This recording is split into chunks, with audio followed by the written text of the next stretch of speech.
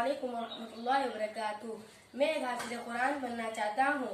अल्लाह के रसूल सल्लल्लाहु अलैहि वसल्लम ने फरमाया, हाफिज कुरान के वालिदैन को क़यामत के दिन ऐसा ताज बनाया जाएगा जिसकी रोशनी सूरज की रोशनी से भी ज्यादा होगी।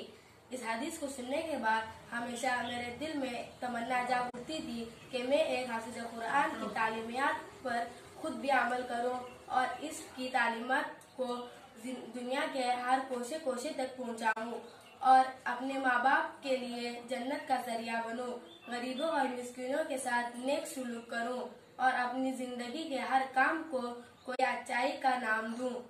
इसलिए मैंने हदीसी तालीम के साथ साथ हिफ्ज़ कुरान को भी शुरू किया। अल्लाह से दुआ है कि मैं जल्द इंशाअल्लाह हाफिज कुरान बनूं और कुरान ही की रोशनी में अपनी जिंदगी गुजारूं। आमीन या रब्बल आलमीन।